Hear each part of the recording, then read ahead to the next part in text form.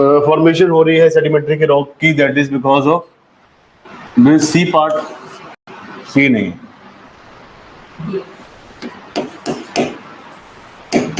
Third part है आपका ABC चल रहा था इसमें, एबीसी है।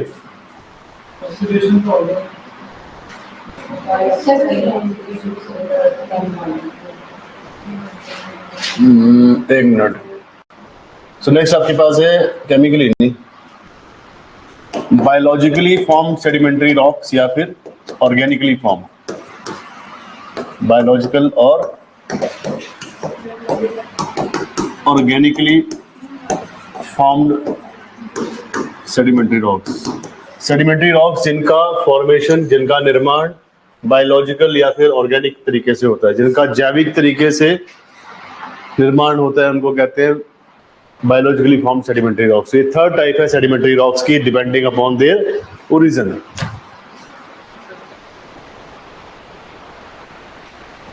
तो अभी हम सेडिमेंट्री रॉक्स का जो हम यहाँ पे देख रहे हैं, that is depending upon their basis of origin, जहां से उनका ओरिजिन होता है। तो फिजिकली कंप्लीट हो गया, केमिकल कंप्लीट हो गया, एंड अभी आपके पास लास्ट है दैट इज बायोलॉजिकली और ऑर्गेनिकली फॉर्म। तो बायोलॉजिकल प्रोसेस से जो सेडिमेंट्री रॉक्स बन रही हैं उनको हम कहेंगे these are biologically form sedimentary rocks. आगे लिखिए इसी में ही, the rocks that had been derived due to, the rocks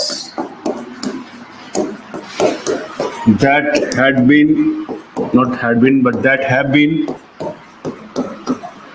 derived due to physical disintegration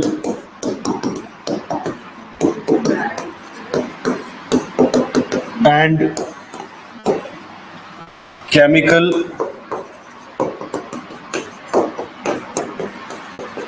decomposition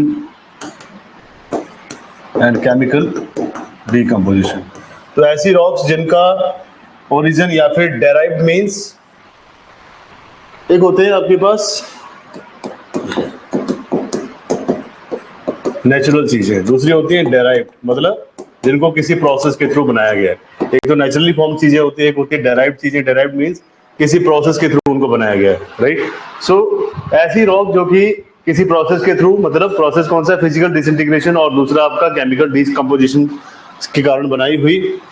so rocks that had been derived due to physical disintegration and chemical decomposition of organic sediments, chemical decomposition of organic sediments,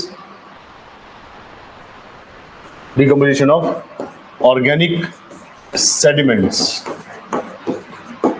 organic sediments are known as biologically or organically formed sedimentary rocks।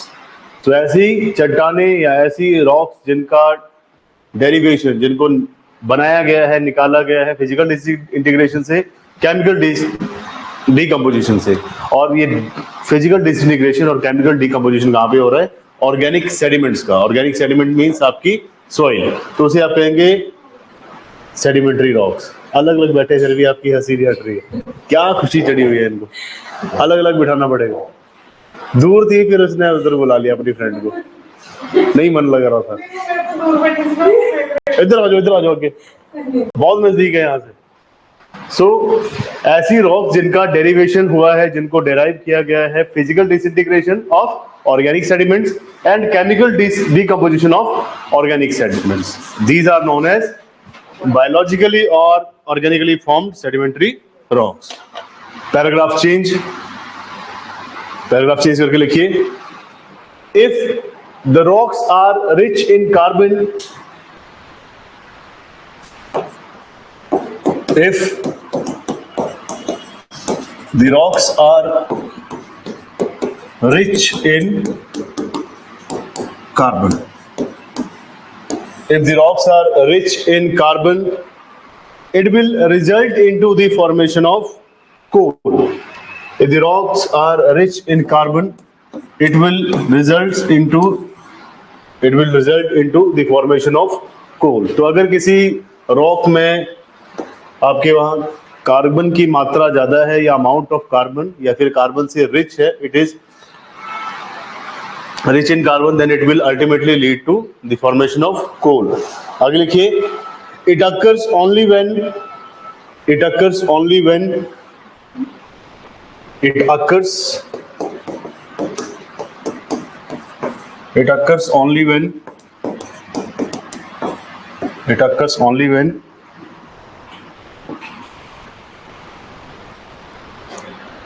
the vegetation is it occurs only when the vegetation is buried, when the vegetation is buried under fresh water. When the vegetation is buried under fresh water. तो जब भी कोई वनस्पति या कोई vegetation fresh water के नीचे डूब जाती है तो उससे ultimately there is a formation of coal, या कोयले के बाद उसमें अगर मल्टीपल चेंजेस होंगे टेम्परेचर प्रेशर के तो वो कोयला आगे हीरा भी बन जाएगा. सो सिंपली कह रहे हैं कि जब रॉक्स जो हैं जो रिच हैं कार्बन में, वो आगे चलकर कोल बनती है. और कोल कैसे बनेगी? जब कोई वेजिटेशन इज बरीड अंडर, या फिर कोई वनस्पति पानी के नीचे, फ्रेश पानी के नीचे, ताजे पानी के नीचे डूब जाएगी तो अल्टीमेटली इट विल मेक कोल. बनाएगा कोल, बनाएगा. और जब सैलाइन वाटर के नीचे जाएगा तो क्या बनाएगा? पेट्रोलियम या गैस. आगे लिखिए, पहला हो गया आपका एग्जाम्पल कोल का, ए. दूसरा एग्जाम्पल है आपका B, that is limestone.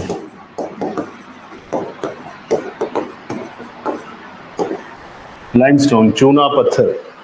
So limestone, it is found in the bones of dead and decomposed. It is found in the bones of dead and decomposed. It is found in the bones of dead and decomposed organic matter. Dead and decomposed organic matter. Dead and decomposed organic matter, or the animals rich in calcium, or the animals rich in chemicals, or the animals which are rich in calcium. So ज्यादातर आपको limestone कहाँ देखने को मिलेगा? जहां पे there is dead and decomposed organic matter, उनकी bones में. दूसरा, और the animals which are rich in calcium deposits, right? When they are buried over the period of time, when they are buried over the period of time, when they are buried over the period of time.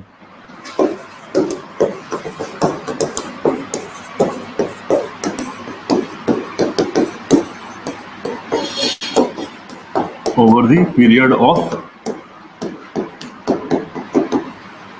जब ये दबाए जाते हैं over the period of time, it will lead to the formation of limestone rocks. Example लिखिए. Example इसमें coral reef. Example is coral reef. और coral reef आपका topic जो था एनवायरमेंट इकोलॉजी में था, जहाँ पे हमने देखा कि कोरल रीफ को ज़्यादा से ज़्यादा यहाँ से एक टाइप से पोचिंग की जाती है. बहुत सारे मेथड्स हैं जिसके थ्रू कोरल रीफ को डिस्ट्रॉय किया जाता है. सीमेंट बनाने के लिए, या कोरल रीफ को सनस्क्रीन बनाने के लिए, या फिर उस एरिया को रिक्लेम करने के लिए, टूरिज्म एक्टिविटी के लिए, या फिर किसी कमर्शियल एक्टिविटी में, तो कोरल रीफ का यहाँ पे डिस्ट्रक्शन किया जाता है. सो लाइमस्टोन ये भी आपका किसमें है? Organically formed sedimentary rock. और नेक्स्ट लिखिए चाक. चाक, CHALK. चाक. चाक मतलब स्लेट में जैसे आप यूज करते हैं चौक, जैसे चाक. इसमें लिखिए अ soft rock which is rich in calcium carbonate. A soft rock which is rich in calcium carbonate। एक बहुत ही सॉफ्ट रॉक जो कि कैल्शियम कार्बोनेट से बहुत ज्यादा रिच होती है, that is CaCO3, calcium carbonate. तो इसे कहेंगे आप organically formed sedimentary rock. So this was organically formed या बायोलॉजिकली फॉर्म्ड सेडिमेंट्री रॉक्स। तो ऐसी rocks that had been derived due to organic sediment का फिजिकल डिसइंटीग्रेशन या फिर ऑर्गेनिक सेडिमेंट का केमिकल डिकम्पोजिशन, उसे कहते हैं फिजिकली बायोलॉजिकली और ऑर्गेनिकली फॉर्म सेडिमेंट्री रॉक्स। अगर कोई रॉक रिच है कार्बन में और ऐसी रॉक या ऐसी वेजिटेशन जब पानी के नीचे डूब जाती है तो इट विल मेक कोल। और अगर लाइमस्टोन की अगर हम बात करें तो लाइमस्टोन ज्यादातर dead and decompose organic matter जिसकी बोन्स है उसमें ये पाया जाता है, या फिर एनिमल्स जिनमें कैल्शियम की मात्रा ज्यादा होती है। They are also buried over the period of time and ये कोरल रीफ भी हो सकती है। और चाक जो है that is a soft rock rich in calcium carbonate, तो ये भी आपका ऑर्गेनिकली फॉर्म सेडिमेंट्री रॉक है। तो अभी आपने सिर्फ और सिर्फ अपने सेडिमेंट्री रॉक्स को देखा कि बनती कैसे, physical, chemical and biological method से। अभी आपने इसकी कैरेक्टरिस्टिक्स लिखनी है, मतलब इसकी विशेषताएं क्या है, व्हाट आर द प्रॉपर्टीज जो इनके पास अवेलेबल है। सो आप लिखिए characteristics of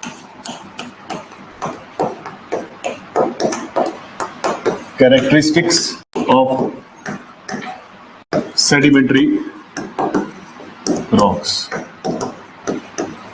characteristics of sedimentary rocks की जो आपकी सेडिमेंट्री रॉक्स हैं उनकी क्या विशेषताएं हैं, उनकी क्या कैरेक्टरिस्टिक्स हैं या क्या इनकी प्रॉपर्टीज हैं।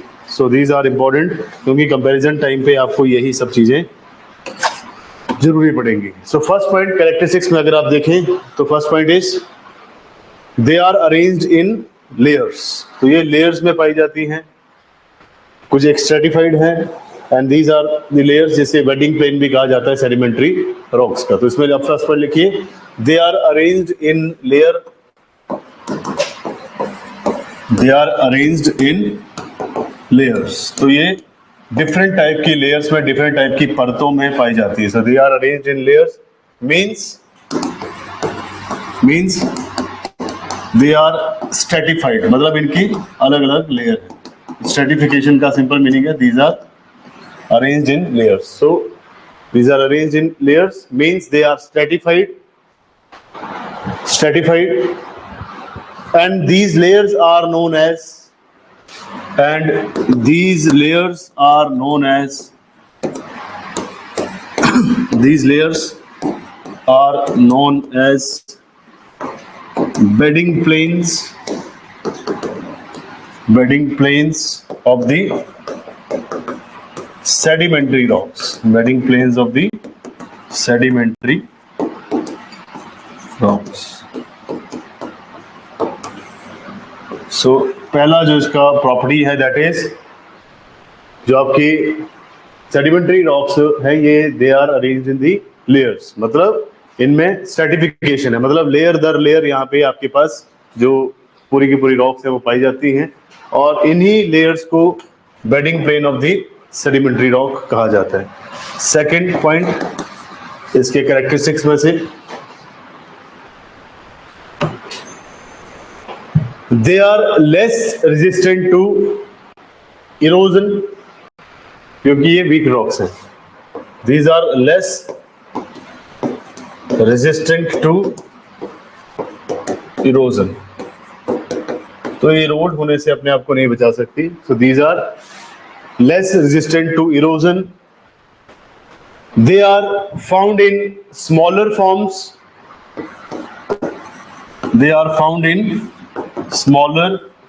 तो ये छोटे आकार में या फिर छोटे साइज में पाई जाती है। So they are found in smaller forms. तो इनका जो रूपरेखा है वो बहुत छोटी होती है। So these are less resistant to erosion and they are found in smaller form and deposited in far away lands and deposited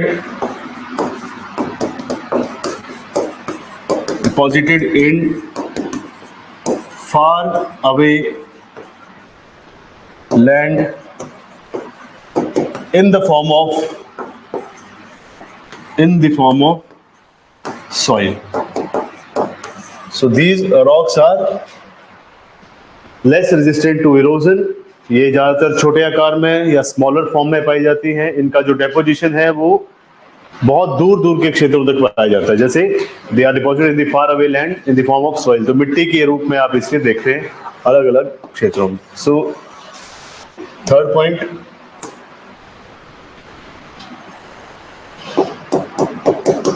third property या फिर इसकी विशेषता जिसे आप कहते हैं characteristic. Sedimentary rocks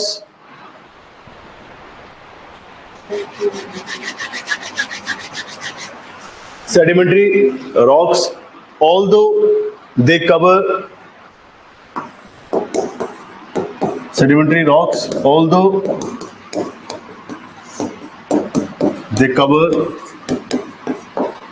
largest part of the uppermost layer of the earth. Sedimentary rocks, although they cover largest part of uppermost layer of the earth, but they account only for 5%.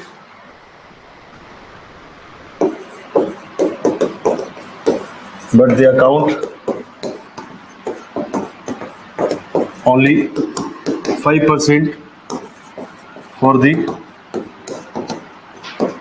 Earth's crust.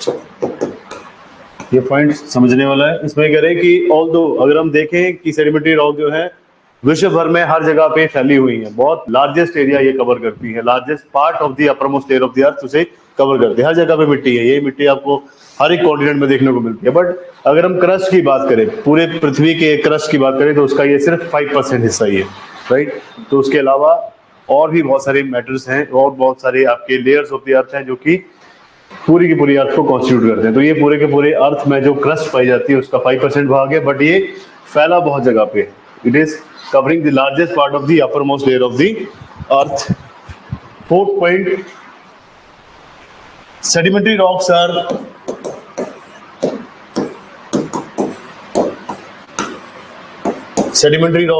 economically important. These are economically important. Sedimentary rocks are economically important because they provide food resources. These are economically important because they provide food resources, energy resources,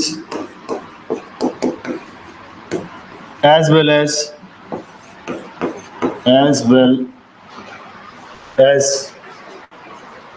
so ये economically important है. ये आर्थिक रूप से sedimentary rocks या तलछटी चट्टानें बहुत ज्यादा इंपॉर्टेंट है because these rocks are economically important. क्योंकि इससे फूड रिसोर्सेज जितने भी आपके एग्रीकल्चर है that is dependent upon sedimentary rocks. जितने भी आपके energy resources that are also dependent upon the sedimentary rocks as well as various industrial raw materials, as well as various industrial raw materials. तो industrial raw material जितने भी आपके available है that are present on the sedimentary rocks. For example tea है, coffee है, sedimentary rock पे उगाई जा सकती है. आपकी जितने भी फूड्स हैं, ग्रेन्स हैं, वेजिटेबल्स हैं, सारी की सारी इसके ऊपर उगाई जाती है. एनर्जी रिसोर्सेज के में भी अगर आप देखें तो मल्टीपल टाइप के आपके एनर्जी रिसोर्सेज आपने बड़े नॉन रिन्यूएबल्स दोनों ही रिसोर्सेज जो है वो आपके सेडिमेंट्री रॉक के ऊपर ही प्रेजेंट हैं. ऑल्सो बहुत सारे इंडस्ट्रियल रॉ मटेरियल्स है, चाहे वो आपका रबड़ है, जूट है, everything that is present on the sedimentary rocks. इसलिए ये इकोनॉमिकली इंपॉर्टेंट है, चाहे फूड रिसोर्सेज हो, चाहे वो आपके एनर्जी रिसोर्सेज हो या फिर इंडस्ट्रियल रॉ मटेरियल हो. Full stop. Sedimentary rocks are permeable.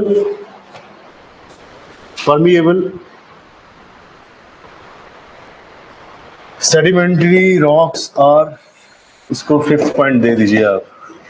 Sedimentary rocks are permeable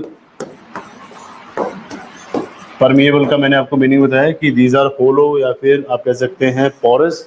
so these are permeable and water can easily seep into it. तो पानी easily इसके अंदर seep कर सकता है या enter कर सकता है. So these are permeable. Water can easily seep into it. They have a property. They have potential. Simple again, not property. They have potential to percolate. They have potential to percolate means hold करके रखना. Percolate means किसी चीज को hold करके रखना. So they have potential to percolate surface water. They have potential to percolate surface water. जो भी आपकी सतह के ऊपर या फिर रिवर के ऊपर वाटर होता है, सो उसको ये परकुलेट कर सकता है. मीन्स लंबे समय तक ये नमी बना के रख सकता है. मॉइस्चर होल्डिंग कैपेसिटी है इसकी. So they have potential to percolate surface water and hence they are the resources for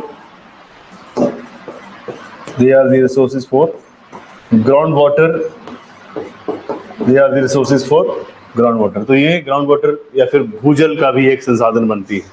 so they are the resources for ground water. तो जितना पानी ये होल्ड करके रखेंगे, जितना मॉइस्चर ये होल्ड करके रखेंगे, उतना ही पानी आपके अर्थ के नीचे अपर मोस्ट लेयर में पाया जाएगा. So these are the 4 properties of sedimentary rocks. Question मैं आपको देता हूं. Which region of India have highest ground water resources? Which region of India has higher या largest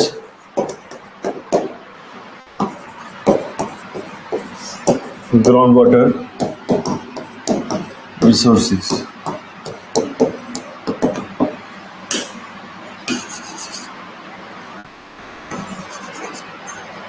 So which region of India has largest groundwater resources? Option दे देता हूँ मैं आपको. Himalaya, peninsular plateau,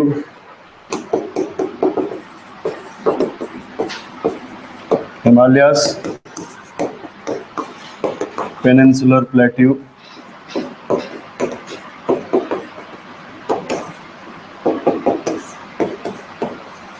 coastal planes,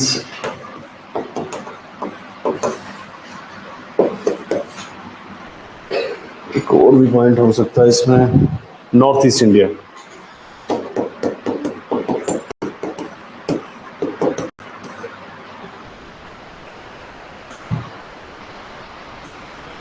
बताओ आउट ऑफ दीज रीजंस सबसे ज्यादा. और लास्ट पॉइंट है आपके पास ग्रेट प्लेन्स. प्लेन्स नहीं लिखा था इसमें, कोस्टल प्लेन लिखा है. सबसे ज्यादा ग्राउंड वाटर के रिसोर्सेज आपको कहाँ मिलेंगे? सबसे लार्जेस्ट. हाँ जी, टोटली गलत. प्लेट्यू में पानी टिकता ही नहीं है. हिमालय में भी पानी नहीं टिकता है.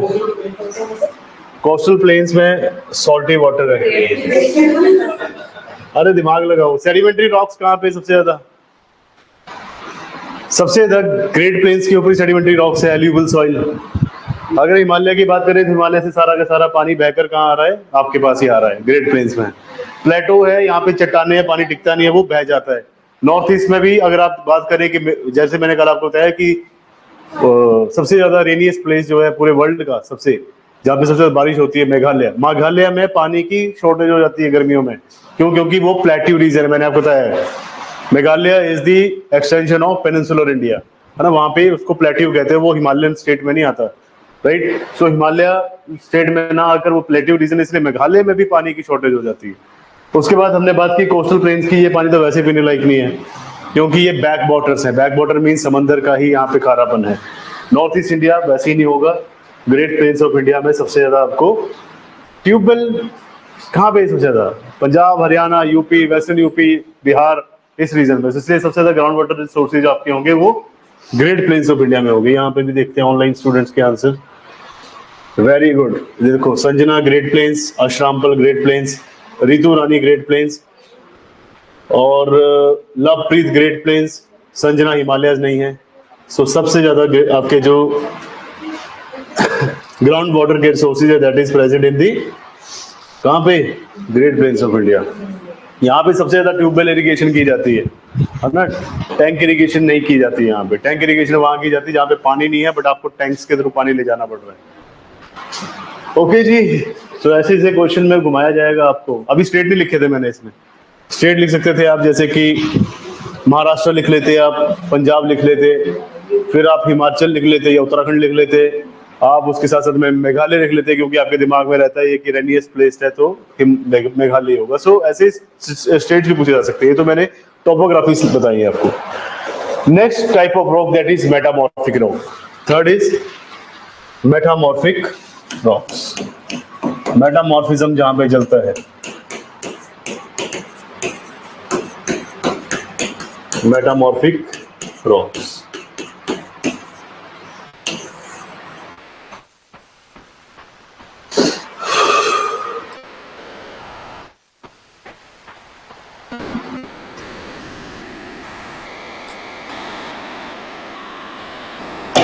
ठीक है जी।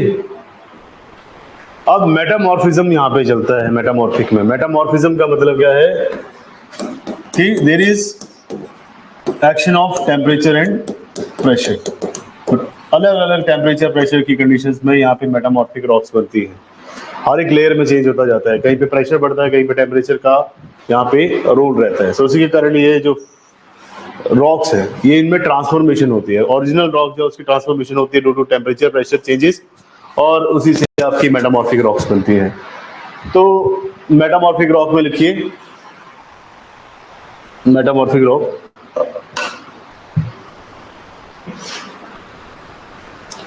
these rocks are formed due to metamorphism.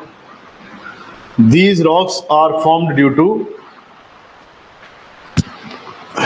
metamorphism, which means these rocks are formed due to metamorphism, which means variations in the temperature and pressure. Variation in the temperature and pressure. Variation समझ नहीं आए तो changes in the temperature and pressure. जब भी temperature pressure में change होता है तो उससे मेटामॉर्फिज्म होता है, उसी से मेटामॉर्फिक रॉक्स बनती हैं। So these rocks are form due to metamorphism या फिर वेरिएशन या changes in the temperature and pressure. This leads to transformation of the original rock. This leads to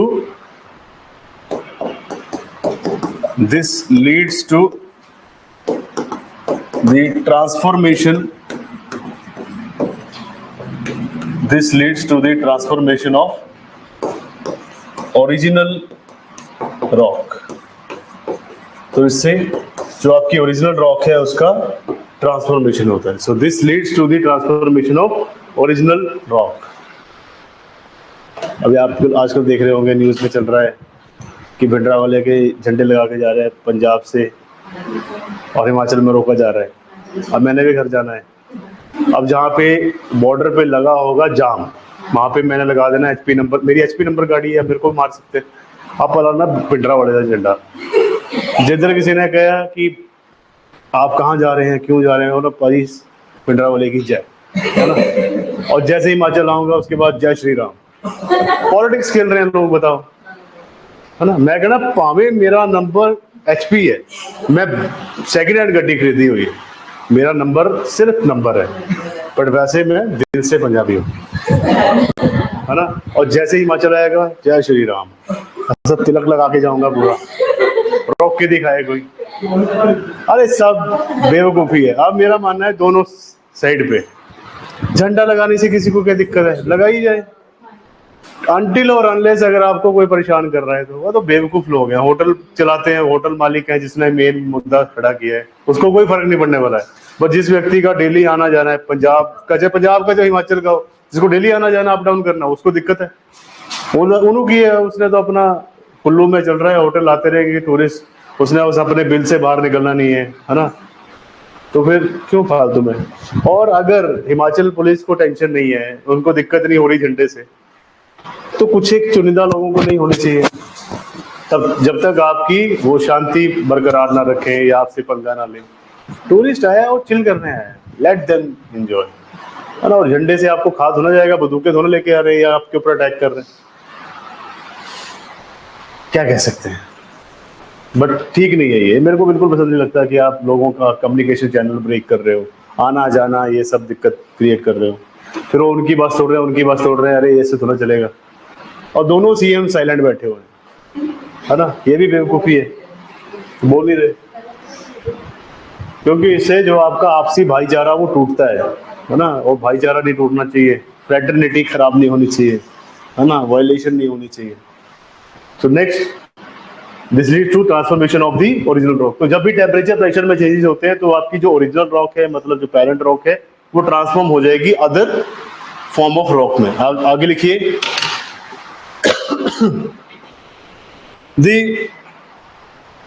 these rocks are foliated rocks। नहीं लवप्रीत, वैसे अगर आपको लग रहा है कि वो भिंडरा वाले का नहीं, अरे पिक्चर है उस झंडे में। केसरी झंडे को कोई नहीं उतारता है, ब्लू झंडे को कोई नहीं उतारता है, ठीक है। केसरी झंडा श्री राम जी का वही झंडा है, और उसमें एक्चुअल में पिक्चर लगी हुई है भिंडरा वाले की, जो ऐसे तीर पकड़ा हुआ हाथ में बोली। तो बीच बीच में होते हैं ऐसे इंसिडेंसेस। हाँ, वो लोन लगता हूँ मैं। अरे हमें बंटवारा हो गया हमारा भी, अपर एंड लोअर, है ना। हमारा डिस्ट्रिक्ट पहले होता था होशियारपुर डिस्ट्रिक्ट कांगड़ा, और हमें बाद में अलग कर दिया 1966 में। तो हम ना उधर के हम फंस चुके हैं बीच में, है ना। टोपोग्राफी हमारी हिमाचल की है, बट लैंग्वेज हमारी ऐसी है जो मैं बोल रहा हूँ पंजाबी में, तो हम फंस चुके हैं बीच में। क्या करें, हमने थोड़ा विभाजन किया। जैसे तुम्हारा लहंदा पंजाब है, चढ़दा पंजाब है, वैसे हमारा लहंदा हिमाचल, चढ़दा हिमाचल है। नेक्स्ट लिखिए इसमें, so these rocks are foliated rocks. These rocks are foliated means इनकी लेयर्स में चेंजेस देखने को मिलेंगे। So these rocks are foliated rocks. Foliated rocks. Foliation means arrangement of crystals. Foliation, एक मिनट यहां लिख देता हूं मैं। Foliation means arrangement of crystals. Arrangement of crystals. Foliation means arrangement of crystals in the parallel bands. In the parallel bands. In the parallel bands. So, ये जो जितनी भी आपकी मेटामॉर्फिक रॉक्स हैं, these are foliated rocks, या फिर foliation इसमें होता है, means there is a arrangement of crystals in the parallel bands. Diagram बनाना पड़ेगा इसमें आपको। For example, this is a rock का स्ट्रक्चर। अब इसमें there is a layer by layer parallel bands, different colour के बैंड्स होते हैं। नहीं, ये कलर नहीं होता है रॉक में।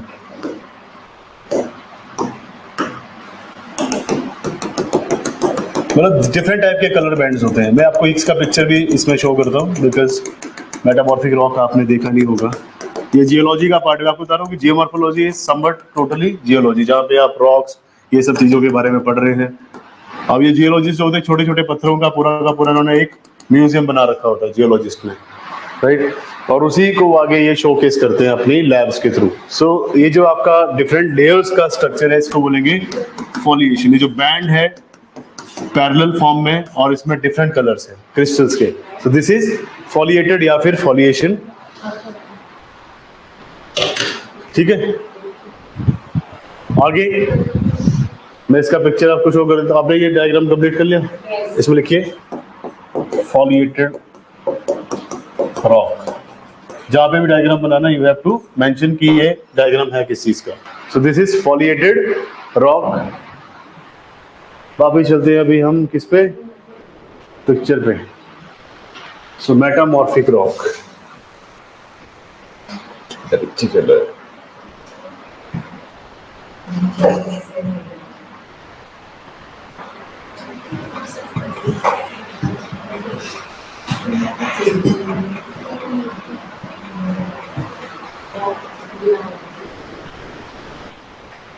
So these are the layers, जैसे ये क्रिस्टल फॉर्म में है,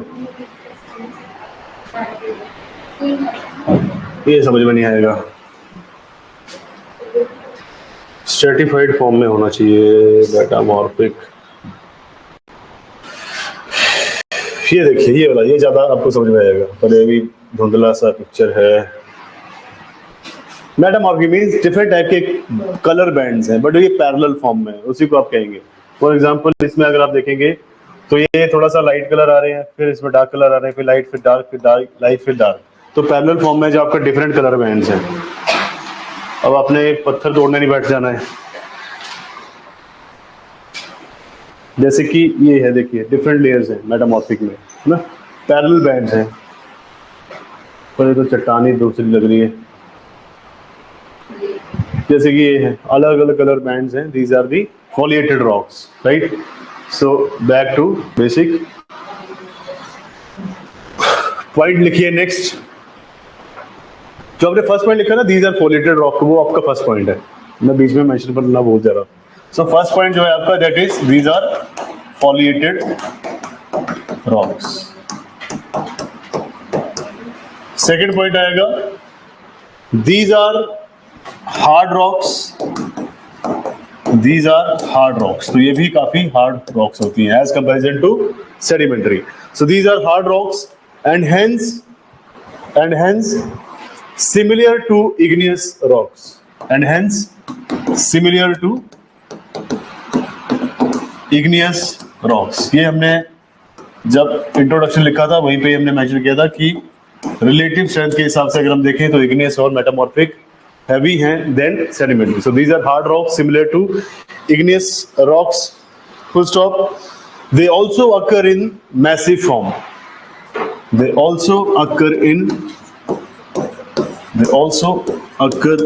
in massive form. तो ये भी काफी बड़े आकार में या बहुत बड़े रूप में पाई जाती है। So these are also they also occur in massive form. तो ये भी बड़े आकार में पाई जाती है।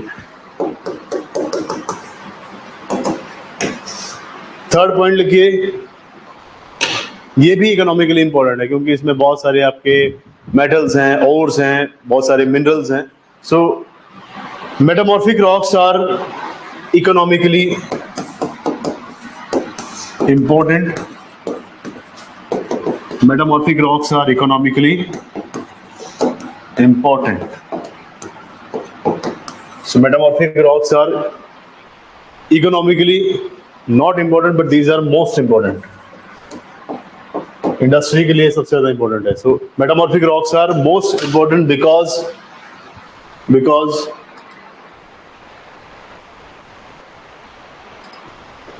because they contain the storehouse of minerals, because they contains the storehouse of minerals. They contain the storehouse of minerals, especially metallic minerals.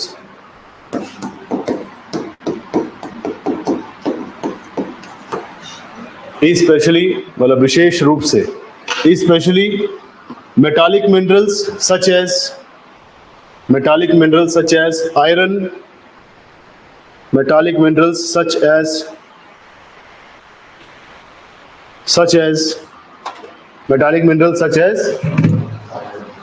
iron ore, gold, copper and manganese, such as iron ore, gold, copper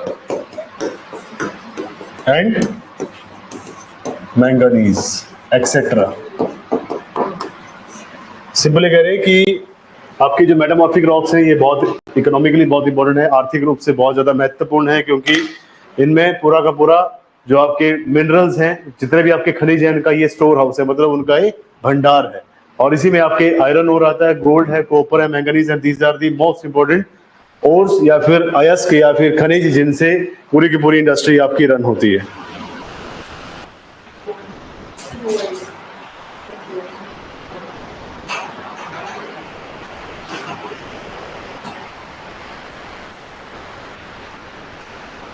ठीक है जी।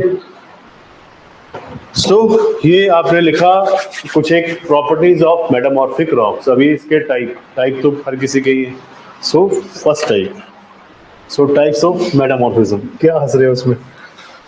इंसानों के भी type होते हैं, कुछ एक serious कुछ एक नॉन सीरियस, कुछ एक ऑलवेज लाफिंग, कुछ एक ऑलवेज सीरियस, है ना। सो टाइप्स ऑफ मेटामॉर्फिज्म। तो मेटामॉर्फिज्म कितने प्रकार का होता है उसके बारे में। मेटामॉर्फिज्म कि मेटामॉर्फिज्म कितने प्रकार का होता है, ये टेम्परेचर प्रेशर का वेरिएशन किस प्रकार की अलग अलग प्रकार की आपको रॉक्स बना के देगा। सो इसी को हम कह रहे हैं this is types of metamorphism.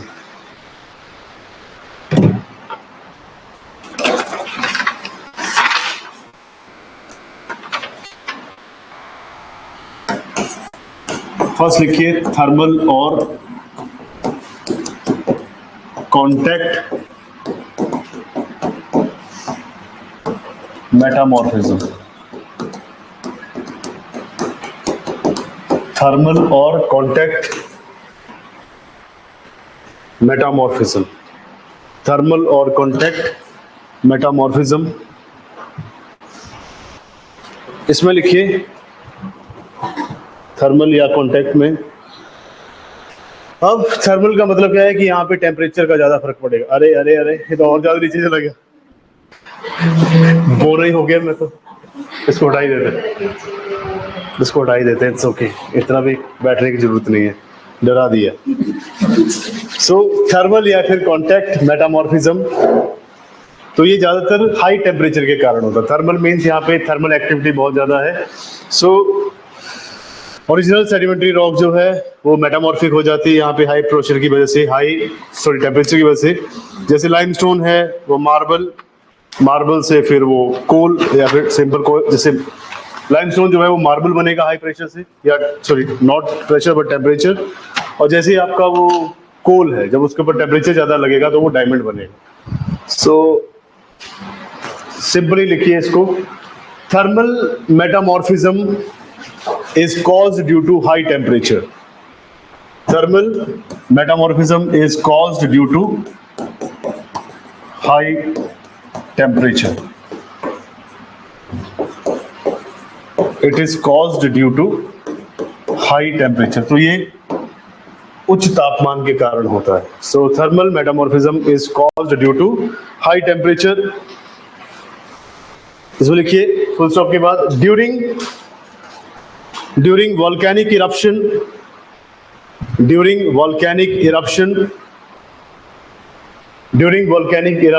when magma rises upward, during volcanic eruption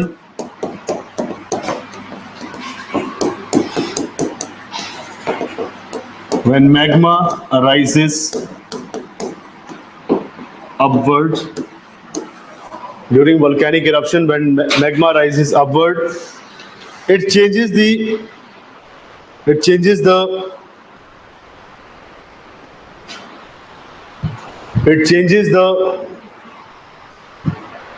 rock which comes in contact.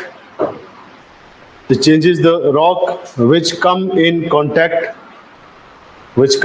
contact to a which comes in contact to a new metamorphic rock. It changes the rock which comes in contact to a new metamorphic rock. New metamorphic rock.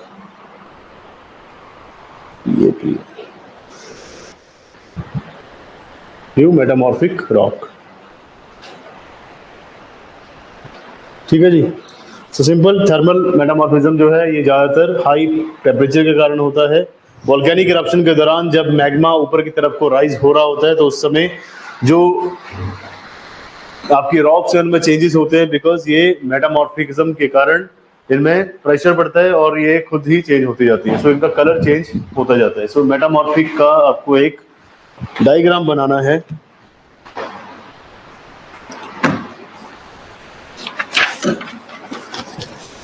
Diagram for example this is a rock का structure. तो rock में आपके पास यहाँ पे multiple type के joints हैं.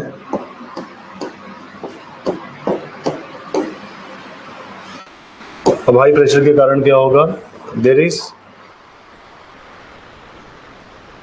a change in the structure of rock.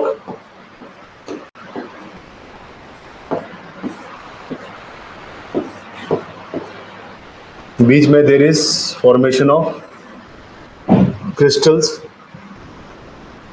तभी इसको आप कह सकते हैं कि this is a metamorphic rock.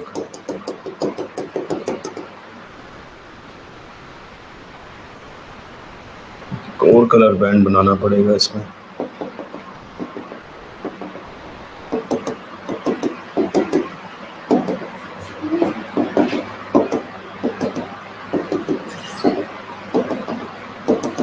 तो मल्टीपल कलर बैंड इसमें है क्योंकि बीच में से इसका जो इंटरनल पार्ट है वो एक टाइप से थ्रस्ट से टूट चुका है. So this is original rock, जो आपकी ओरिजिनल रॉक है, and it gets converted into metamorphic rock due to thermal metamorphism.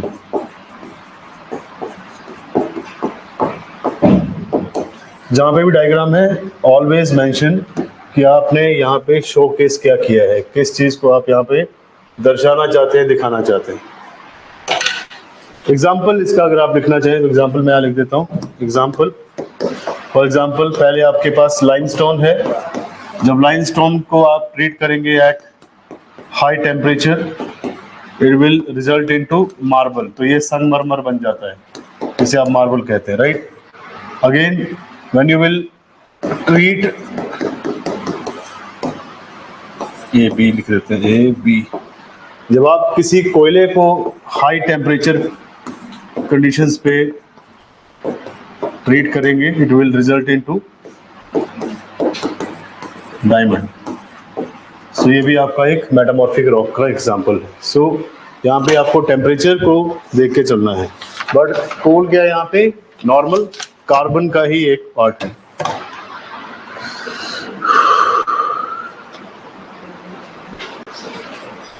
Right. तो ये आपका हो गया पहला थर्मल या फिर कॉन्टैक्ट मेटामॉर्फिज्म. डायग्राम कंप्लीट करिए, फिर बाकी नेक्स्ट करते हैं. ऑनलाइन स्टूडेंट यहाँ तक कोई इशू, कोई दिक्कत परेशानी प्लीज आप पूछ सकते हैं.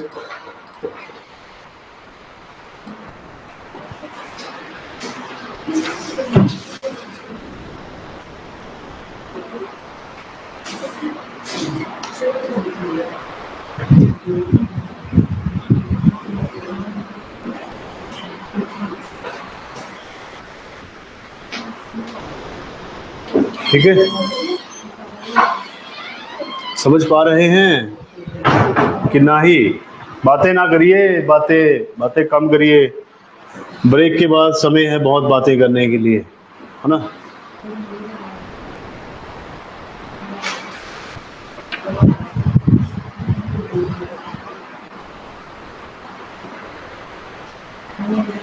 नेक्स्ट है आपका second type, that is dynamic और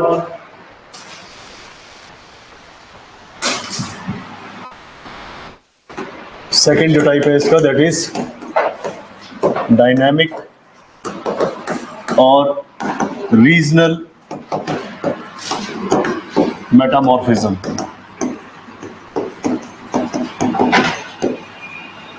डायनेमिक और रीजनल मेटामॉर्फिज्म। डायनेमिक और regional metamorphism. Thank you Amandeep, Ritu, Sanjana and Amandeep again. Clastic means जो मटेरियल खुद ही depending upon its density lower या हायर खुद ही एक दूसरे के साथ जुड़ जाता है, सीमेंट हो जाता है, कॉम्पैक्ट हो जाता है, दैट इज क्लास्टिक। तो एक आपने देखा कि हाई प्रेशर के कारण है। डायनेमिक या फिर रीजनल मेटामॉर्फिज्म की बात करें तो ये ज्यादातर हाई प्रेशर के कंडीशन के साथ होता है, राइट। तो ये ज्यादातर आपको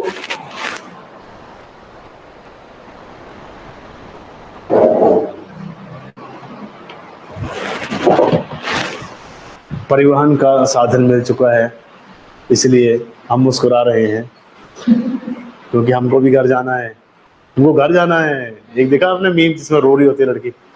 सो ज्यादातर ये हाई प्रेशर के कारण होता है, हाई प्रेशर।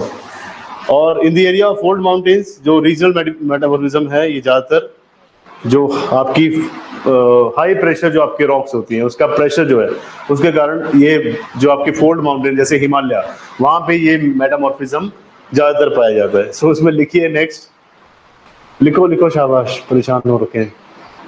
आपके साथी नहीं आए आज, आप अकेले ही आए हो?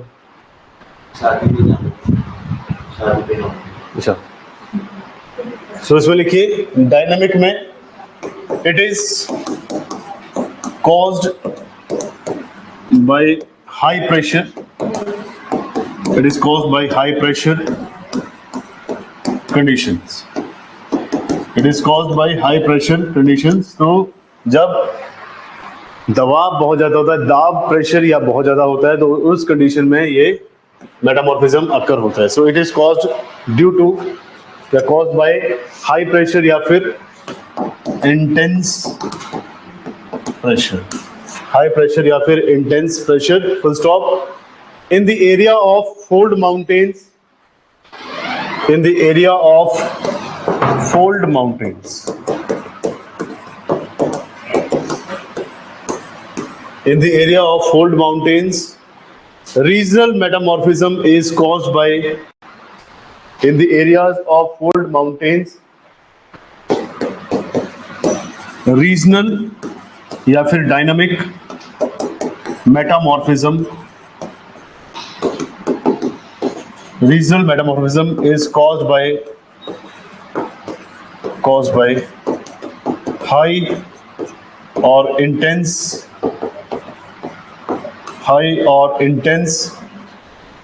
प्रेशर, हाई और intense pressure exerted by high or intense pressure exerted by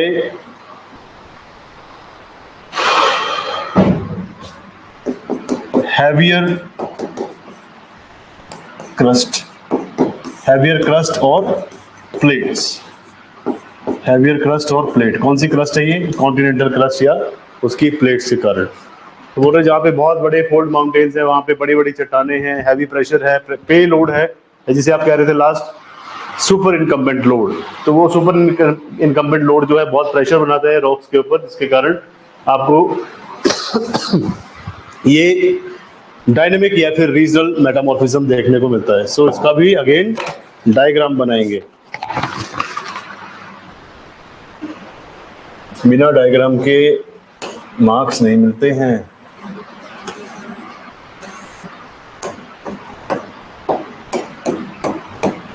right, अब इसमें भी वैसा ही है।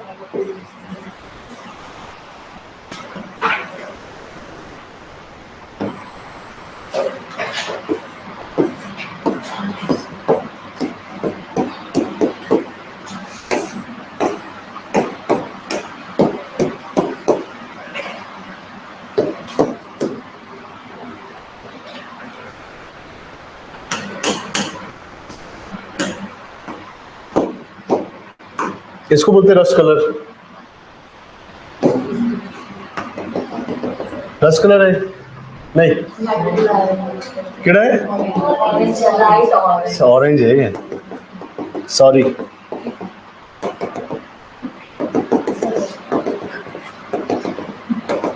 क्या बात है, ऐसी कैसी पहचान करते हो आप कलर की?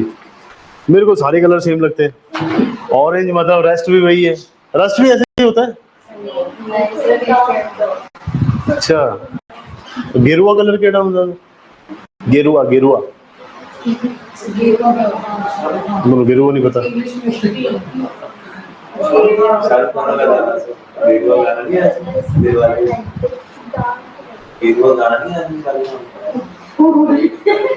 गेरुआ कलर, अरे जैसे वो आपका होता है मैरीगोल्ड, तो मैरीगोल्ड तो येलो भी होता है, गेंदा फूल, पता नहीं यार, छोड़ो, कलर्स हैं बस, है कलर्स। और ये जो कलर है this is metamorphic rock.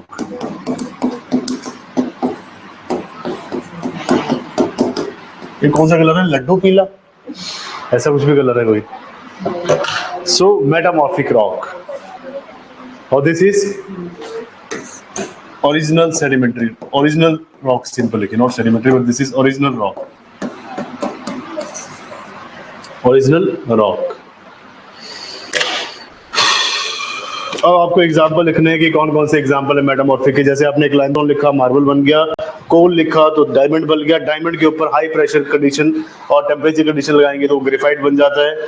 Bituminous कोल के ऊपर अगर आप प्रेशर टेम्परेचर का चेंजेस करते हैं तो वो एंथ्रासाइट बन जाता है, ग्रेनाइट नीज बन जाता है, शेल सिस्ट बन जाता है, सैंडस्टोन क्वार्टजाइट बन जाता है और सैंडस्टोन से स्लेट भी बनता है। सो दिस इज आपका सिस्टम जिसमें आप देखते हैं कि there is a change in the rock structure. So आपने एग्जांपल्स रखने हैं यहाँ पे, एग्जांपल्स मेटामॉर्फिज्म के कंबाइंड। और ये कौन सा है? दिस इज ऑफ कौन सा टाइप है ये? डायनामिक या रीजनल? तो इसमें फर्स्ट लिखे और that is limestone under pressure and temperature condition variation it will become marble,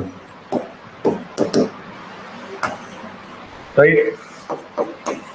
क्या है, अगर आपको लाइमस्टोन से मार्बल बनाना है तो टेम्परेचर बढ़ाना पड़ेगा, और मार्बल से दोबारा लाइमस्टोन आना है तो प्रेशर बढ़ाना पड़ेगा। टेम्परेचर प्रेशर का ये मतलब है। नेक्स्ट है आपके पास कोल। कोल में अगर आप टेम्परेचर प्रेशर की गेम करते हैं सो इट विल, यहाँ पे पहले आपको थर्मल करना पड़ेगा इसको। थर्मली जब आप करते हैं तो इट विल बिकम डायमंड, और डायमंड के ऊपर अगर आप प्रेशर टेम्परेचर का खेल करते हैं तो इट विल बिकम ग्रेफाइट। मतलब यहाँ पे थर्मल मैंने इसलिए लिखा क्योंकि आप डायमंड को थर्मली कोल नहीं बना सकते दोबारा, तो ये एक ही प्रोसेस है। बट ग्रेफाइट से डायमंड बन सकता है, और सॉरी ग्रेफाइट से डायमंड बन सकता है, लैब ग्राउंड डायमंड बन सकता है। लैब ग्राउंड डायमंड आपके करंट अफेयर में चल रहे हैं आजकल। सो उसको जब हम साइंस से टैग करेंगे तो वहां पे मैं उसको लूंगा टॉपिक को, that is lab grown diamonds, है ना। आजकल बिल्कुल बनाया जा रहा है लैब ग्रोन डायमंड दिखा के, तो आपको कहते हैं this is original diamond, but उसकी वैल्यू उतनी है नहीं। जब आप रीसेल करते हैं तो पता लगता है कि ये तो ज़िरकॉन था, बेवकूफ बनाया गया है। So next is third point coal के बाद, दैट इज बिटुमिनस कोल।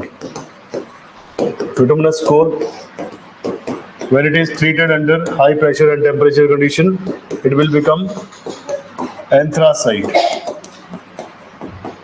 इससे एंथ्रासाइट बन जाएगा। दैट इज कोकिंग कोल, जहाँ पे कोयले की मात्रा ज्यादा है, धुएं की मात्रा कम है। नेक्स्ट है आपके पास ग्रेनाइट। ग्रेनाइट में अगर प्रेशर टेम्परेचर का खेल किया जाता है तो इससे नीज बनता है। एंड नेक्स्ट आपके पास है shale. Shale that is pressure temperature it will become schist. तो ये शब्द बहुत जगह यूज होगा, एंशिएंट या फिर gneiss and schist. Gneiss and schist का मतलब क्या है? Granite and shale. उसके बाद आएगा आपके पास सैंडस्टोन। सैंडस्टोन में भी pressure temperature changes it will become quartzite. घड़ियां देखिए आपने, घड़ियों में देर इज क्वार्टजाइट। नेक्स्ट आपके पास अगेन सैंडस्टोन इसमें pressure, temperature and it will become slate. So these are the major examples of dynamic या फिर regional metamorphism के ये examples हैं.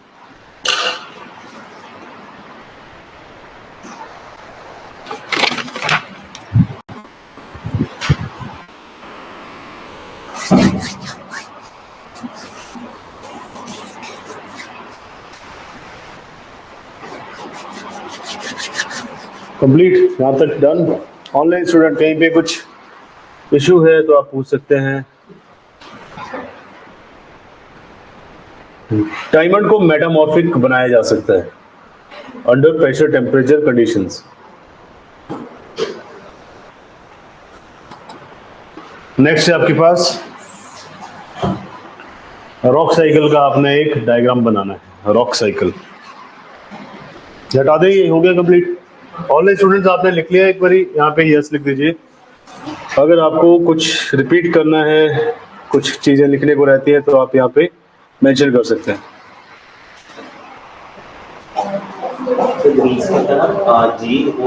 जी knees and sis, ji silent है यहाँ पे. ओके हाँ जी, टू टाइप की. एक है आपका थर्मल, दूसरा है डायनामिक. एक टेम्परेचर बेसिस पे है, दूसरा प्रेशर बेसिस पे है. तो दो प्रकार के ही आपके पास मेटामॉर्फिज्म है. हो गया इधर भी मेरे को लग रहा है. ओके जी. नेक्स्ट में अभी आपको डायग्राम बनाना है इसका. क्या कहते हैं उसको, अपना रॉक साइकिल. सो बीच में लिखेंगे rock cycle. Means once the rocks are formed, they are recycled और इनकी रिसाइकलिंग प्रोसेस कंटिन्यूटी में चलती रहती है. यहाँ पे कुछ एक चेंजेस होते हैं, उसी के बारे में यहाँ पे मेंशन करेंगे. तो सबसे पहले वी हैव, क्या है सबसे पहले हमारे पास, इग्नियस रॉक्स. तो यहाँ पे लिखिए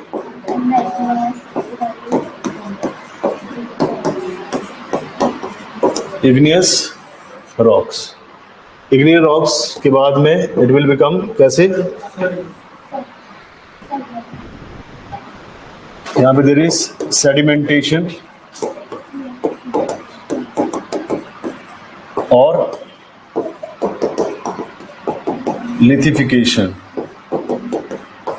It will give rise to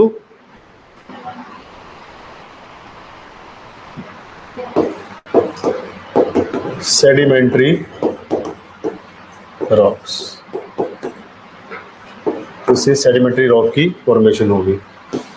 sedimentary rock under metamorphism या फिर high pressure temperature condition.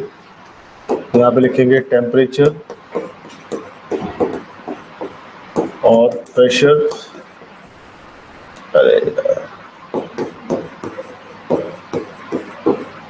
Simple variation in temperature pressure will give rise to कौन सा रॉक, मेटामॉर्फिक रॉक्स. अरे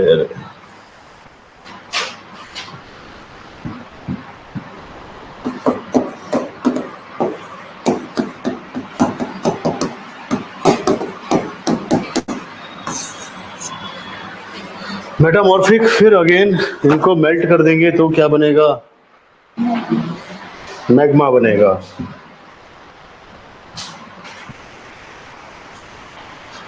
जब इनकी मेल्टिंग होगी so it will give rise to again igneous rocks. So this is the total cycle कि आपकी rocks कैसे एक साइकिल से दूसरे साइकिल को फिरोजन से जाते जाते अपना रूप चेंज करती है, अपना आकार या फिर अपनी प्रॉपर्टीज को चेंज करती है. This is rock cycle. Lithification, ये लिथोस्फीयर की फॉर्मेशन है. This is lithification.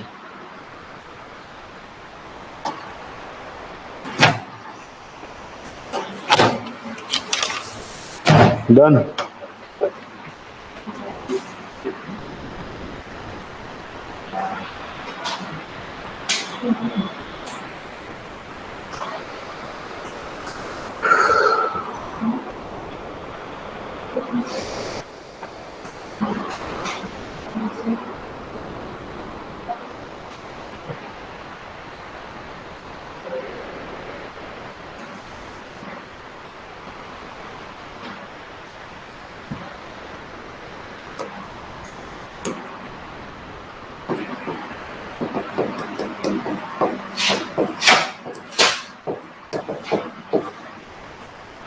इग्नियस से मेटामॉर्फिक भी बनाया जा सकता है, वही टेम्परेचर प्रेशर का खेल, जैसे आपने ग्रेनाइट के बारे में लिखा एंड सिस्ट के बारे में लिखा।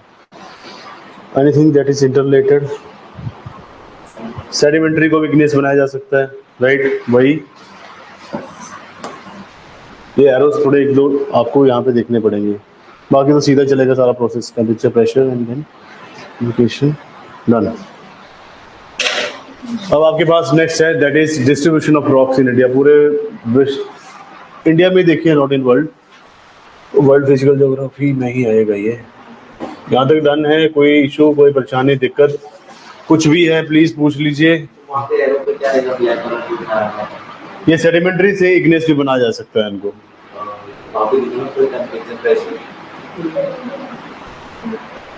यहाँ पे टेम्परेचर प्रेशर का खेल भी किया जा सकता है।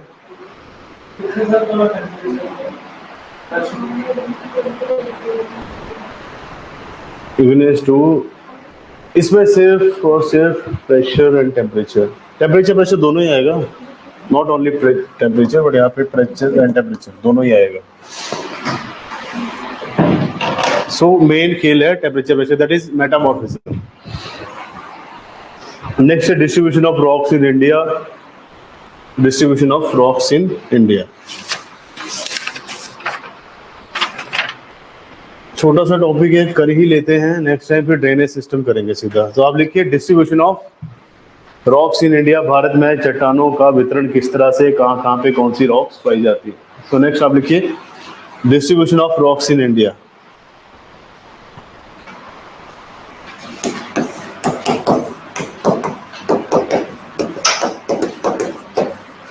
Distribution of rocks in India. Bharat में कहाँ पे कौन सी चट्टानें पाई जाती है उसके बारे में। सो this is distribution of rocks in India. यहाँ पे सबसे ज्यादा कहाँ पे पाई जाएगी, प्लेटो रीजन में, दैट इज पेनिनसुलर प्लेट्यू। इसमें लिखिए the peninsular plateau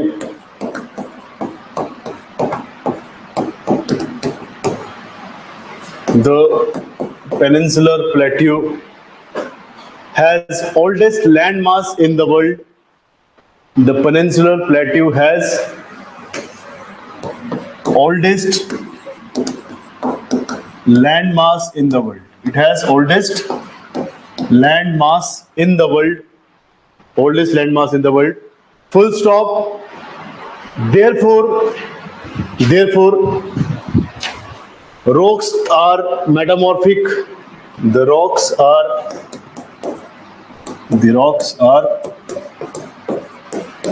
metamorphic. The rocks are metamorphic. तो इसलिए ज्यादातर यहाँ पे जो आपके पास रॉक्स पाई जाती है that are metamorphic. That is Archean,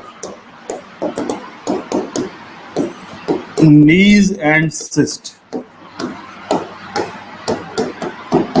Archean, gneiss and schist. Archean, gneiss and schist का हिंदी में मीनिंग, या सॉरी इंग्लिश में मीनिंग, एंशियंट ग्रेनाइट, मतलब पुराना granite, and schist means shale.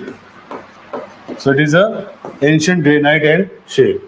So Peninsular Plateau is the oldest landmass in the world, and hence, या फिर therefore rocks are metamorphic. That is Archean, gneiss and schist. That is ancient granite and shale. Full stop. इसके साथ में next paragraph में लिखिए the Deccan lava plateau has basaltic rocks. The Deccan lava plateau have basaltic. Deccan lava plateau have basaltic rocks. Deccan lava plateau में there are presence of basaltic rocks. So Deccan lava plateau have basaltic rocks due to कौन सा hotspot? Due to reunion hotspot.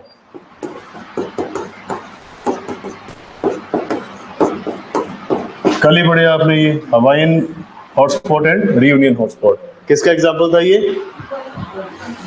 कौन सी कौन का example था? Hawaiian और आपका reunion.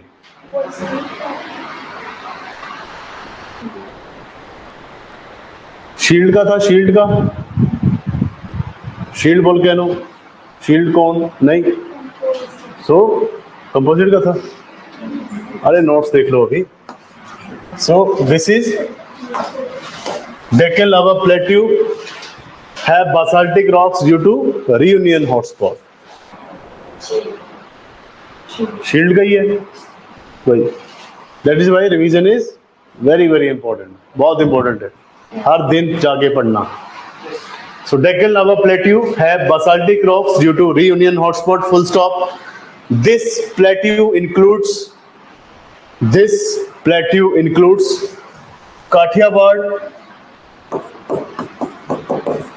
This plateau includes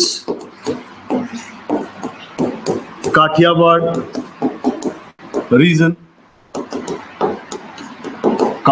region और Saurashtra reason.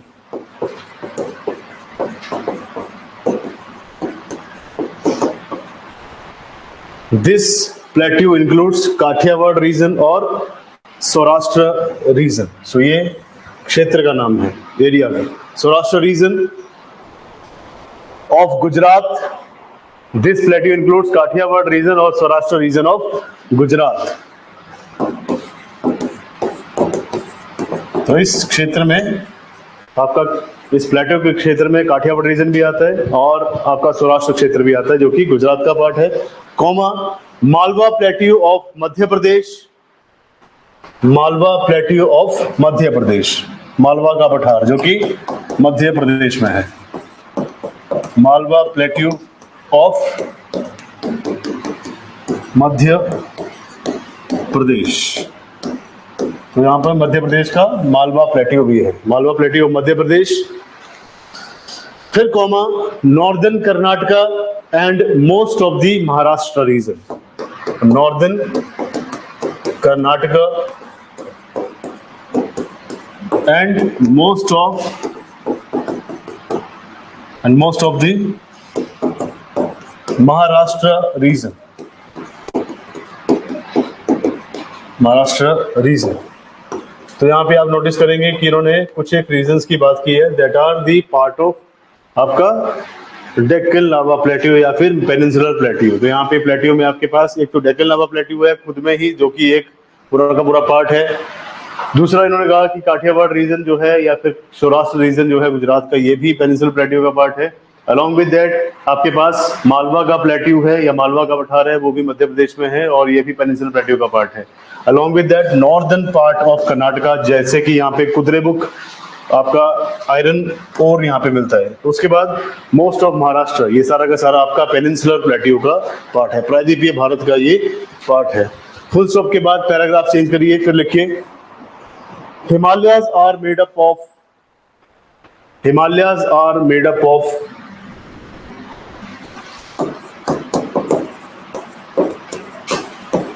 Himalayas are made up of gneiss and schist,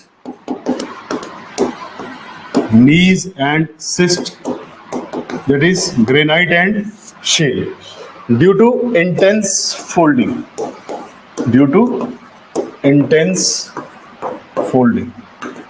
So Himalayas are made up of gneiss and schist due to intense folding. Full stop. The sediments brought down by the Himalayan rivers, the sediments brought down by the Himalayan rivers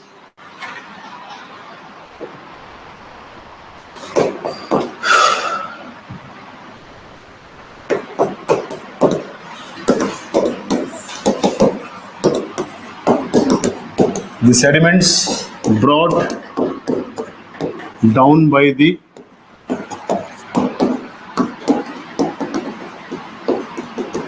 Himalayan rivers are deposited to give rise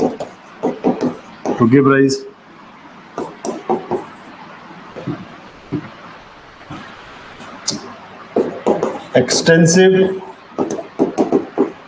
Great Plains of India, extensive Great Plains of India. तो मतलब यहाँ पे हम sedimentary rocks की बात कर रहे हैं.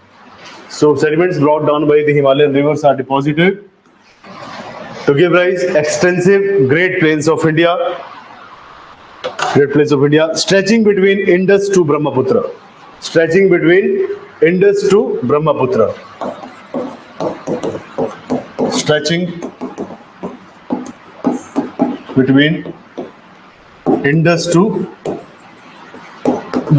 So these are the sediments that are brought down by the Himalayan rivers and get deposited in the vast plain, या फिर जिसे fertile plain कहते हैं of India, that is Great Plain of India, and it is stretching towards but it is stretching from far western part of Indus to far eastern part of Brahmaputra, या फिर आप कह सकते हैं Bangladesh reason. अब last paragraph लिखिए. The older tributaries of Indus, oldest tributaries of Indus. Indus की सबसे पुरानी सहायक ट्रिब्यूटरीज या फिर नदियां.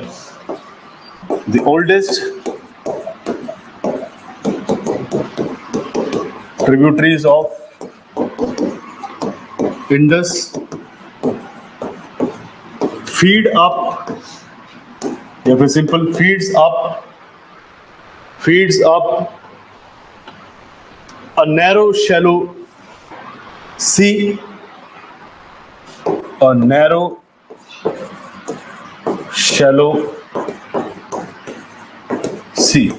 So the oldest tributaries of Indus feeds up the narrow shallow sea to form the Kutch region of Gujarat.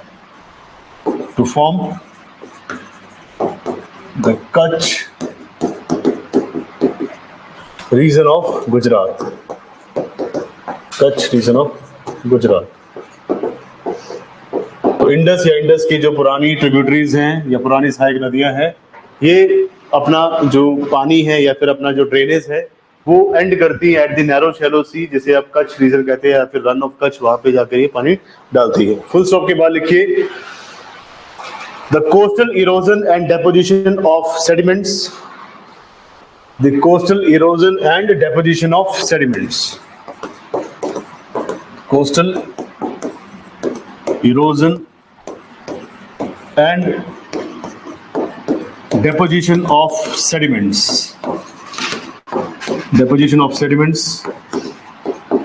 Have give rise to the formation of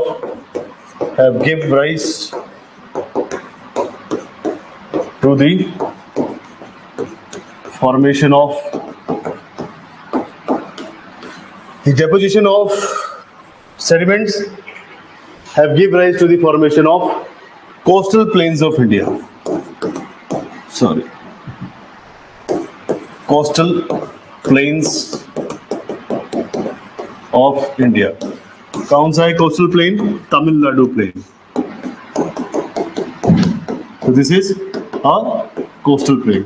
Tamil Nadu plain. So these are the coastal plains. तो अभी इसमें आपने देखा कि there are different types of rocks that are found in India and their distribution from north to south. तो इसमें आपने देखा कि in the far Himalayas there is a formation of, पहले डायग्राम बना ही लेता हूं मैं, तो उसके बाद देखते हैं. So this is आपका bedding plain या फिर surface of India, right? In the far north there is ranges. This is Trans Himalayas, Great Himalayas, Middle Himalayas, and this is Outer Himalayas. मैं ऐसे ही शिवालिक नहीं लिख रहा यहाँ पे, right? So Trans Himalayas, Great Himalayas, Middle Himalayas, and then Shivalik. And then there is a vast fertile plain जिसे आप कहते हैं Great Plain of India. After that there is a mountain-like structure, flat from the top, and then उसके बाद आपके पास this is plateau region, right, या फिर पेनिनसुलर प्लेट्यू जिसे आप कहते हैं, दिस इज पेनिनसुलर प्लेट्यू, प्रायद्वीपीय भारत का पठार। After that there is again a land area that is coastal plain, so this is coastal plains। और उसके बाद there is कौन सा सागर, दिस इज हिंद महासागर, दिस इज आपका इंडियन ओशन रीजन, हिंद महासागर क्षेत्र। This is cross sectional view of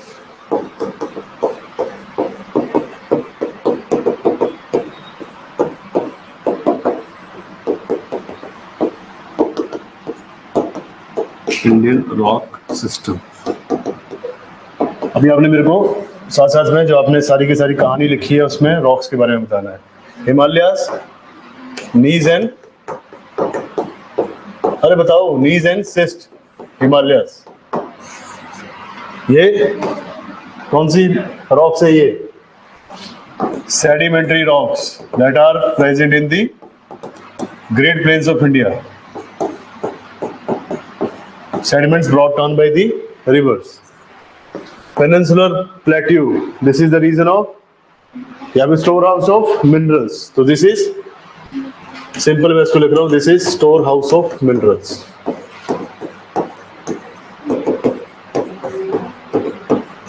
rocks कौन कौन सी पाई जाएगी यहाँ पे? बासाल्टिक,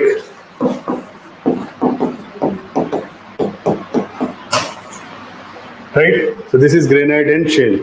यहाँ पे भी शेल भी आएगा, यहाँ पे भी नीज एंड सिस्ट आएगा, but very far away. Gneiss and schist भी लिखना है आपने। Then coastal plain, coastal plain में क्या है? There is coastal erosion and sedimentation, तो कोस्टल इरोजन भी होगा और डेपोजिशन ऑफ सेडिमेंट्स भी होगा, so that will give rise to coastal plains of India. अब इसमें एक चीज मिसिंग है, that is Indus old tributaries that are feeding up narrow shallow region, that is Kutch region of Gujarat. So these are the major type of rocks या फिर rock system that are found in India.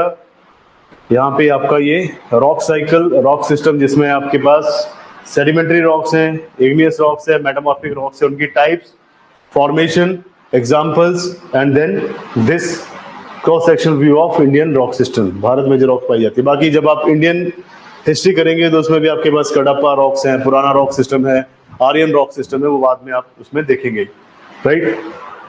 All student, यहाँ पे कोई issue?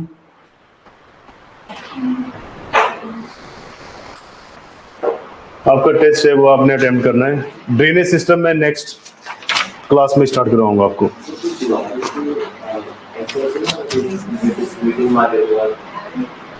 ये OH लिखा मैंने, outer Himalaya, outer Himalaya, Shivalik, outer Himalaya, ऐसे ही लिखिए इसको, फिर इसको शिवालिक लिखो यहाँ पे, शिवालिक्स, या मैं सीधा आउटर हिमालय, ठीक है। तो आप अपना टेस्ट अटेम्प्ट करिए और submission as soon as possible, उतना ही जल्दी इवैल्यूएशन। अगर लेट सबमिट होगा तो फिर इवैल्यूएट भी लेट हो पाएगा।